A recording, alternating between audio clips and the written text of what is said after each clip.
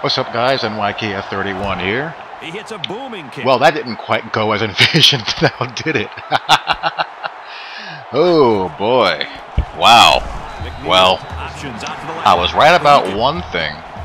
First one to crack 20 won the game. Unfortunately, it happened in the first quarter. Oh, not really much to break down as far as that game goes. I mean, it was pretty clear who the better team was. Alabama's just rolling. They got it going on. Going for 4 and 5 years next season. That's insane. That's dynasty material.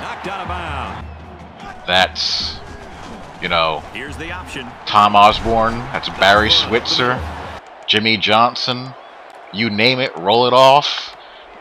Nick is right up with all of them. And apparently, there does not look to be any end in sight. What's going to stop this program other than themselves? And the only way that happens is if Nick leaves. Because Saban strikes me as the kind of guy who's clever enough to not get into hot water at the Ncaa.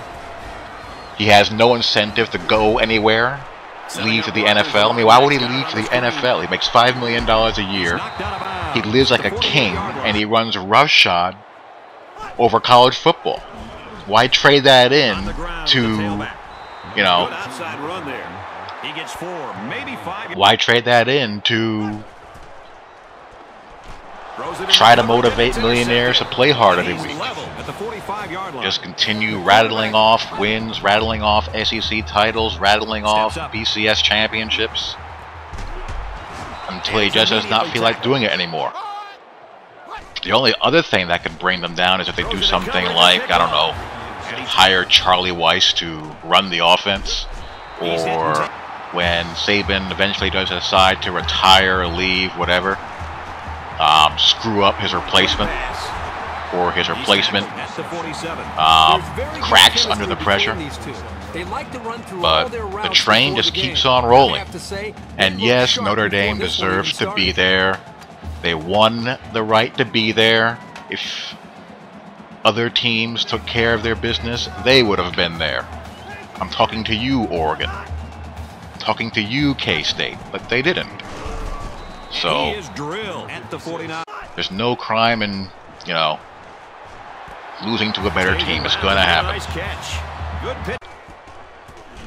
I guess the only thing that really caught me off guard about that game, because I said if anyone is going to blow anybody out in that game, it would be Alabama blowing out Notre Dame, because I didn't think Notre Dame would have the firepower to blow out Alabama, and they would need, you know, fluky things in order to have that happen.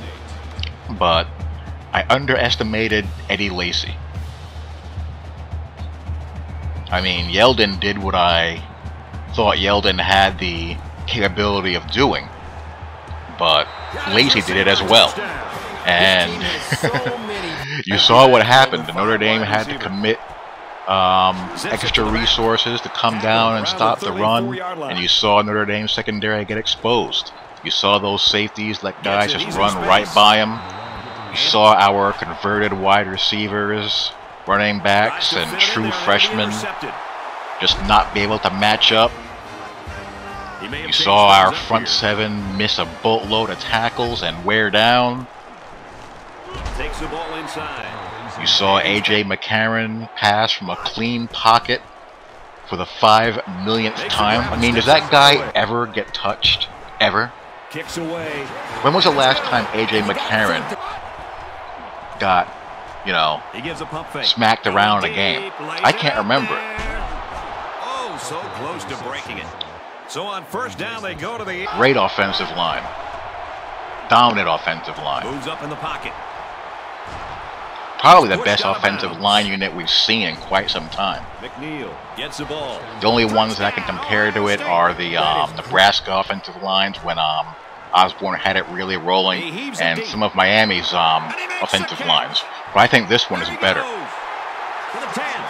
as far as just consistency, depth, quarterback in the gun. 5 wide and receivers. just Stepping up. overall cohesion as a unit. They never make mistakes and never blow blocks.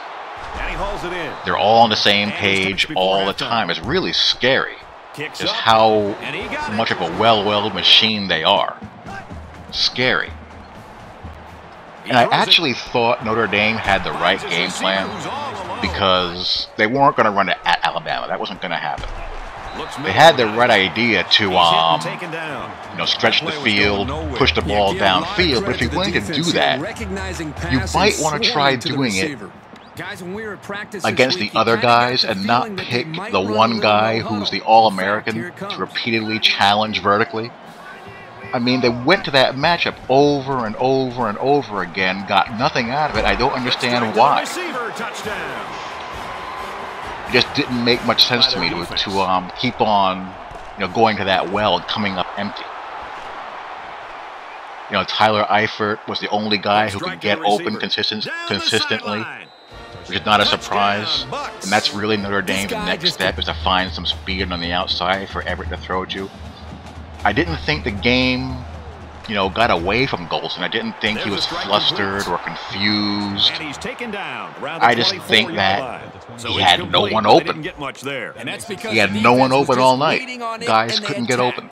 And he did the best he could. He competed. He tried. He kept on slinging. But, the guys covering were better than the guys running the routes. Looks to pass. As a result, nothing much got done. So, another college football season is in the books. Notre Dame could take the lead with this and we wait until next year. I'm happy with where Notre Dame is right now. I think Notre Dame is where they need to be with the coach they need to have, and they're getting the players they have to have as well. Their next step is to get more physical on the offensive line, get more depth, because you saw Ncaa, more to it. You saw them get gassed. You saw them break down physically because behind them there's not a lot. And they had to log heavy minutes because the offense just couldn't get anything rolling, and they eventually broke down, wore down, and, the rest is history. But the athletes are coming. They got another good recruiting class coming in. And it's just a matter of just keep on building. And I have no doubt that they'll continue to do that. And as far as Bama goes, they only graduate 9 people. They don't have anyone, I think, who's going to be coming out early. So it's just a matter of, wondering what can keep them from getting back to the spot again next season. One-on-one coverage, he is destroying. Early top 10, you'd have to put Alabama as #1 until the foreseeable future. Oregon will be preseason top 5. Clemson will be up there preseason. Who else will be up there? A&M will be rated pretty high in the preseason. They'll be overrated, as a matter of fact. If Johnny Manziel loses those offensive linemen, he could get a dose of reality in a hurry. Especially playing in that conference. LSU is losing everybody. I mean, everyone from LSU is jumping ship. Ohio State. Ohio State has the green light. They'll be no longer in the NCAA doghouse as far as postseason ban. Urban Meyer's going to keep on rolling. Who else? Florida State. I guess you got to put Oklahoma up there as well. Those teams in the preseason top 10. And teams that can realistically win a national championship. And I'm sure I'm missing other people. And of course there'll be surprises. There'll be things that break the way we don't expect. And, we might end up with a matchup that no one ever saw, play out. But it's very clear that Alabama is going to be the top of the class going into next season. Throws into coverage, just picked off. What is he? They'll run the option. Stanford and Georgia as well. And again, you know, the usual suspects. Gets it out to his receiver in a hurry. And he is I knew it was a bad omen maybe when the day before the game I lost consecutive online dynasty games. Drops back to and I have a 2-loss season with Notre Dame here in this online dynasty. Perhaps that was a bad sign. Absolutely good. The Buckeyes get the victory. 38-34. I'm really having a hard time with this 3-4. I'm not comfortable with it at all. But this game was a game of turnovers as I was able to move the ball with my spread offense. I was able to move the ball against his. I realized 3/4 through the game that I inadvertently flipped my zone coverage to conservative. I meant to put my ball skip on conservative, but I changed the zone coverage instead. I was sitting there wondering, why are all these gaping holes in my zones that usually aren't there? And that was the reason why. And he played a good game. I could not get him off the field on 3rd down to save my life. And I made a couple of mistakes that really hampered me. So he played well. Ohio State is undefeated. And Notre Dame has their 2nd loss in season 5 of the season 5 of the Powerhouse online dynasty. As that game will pretty much, you know, put the nail in the coffin of Gunner's Heisman Check campaign. Thanks to my turnovers. He was 4th or 5th coming in, and after this game he was off the radar. So hopefully I can rally and at least get to a good bowl game. I have 2 more user games left, so talk to you all later. Peace.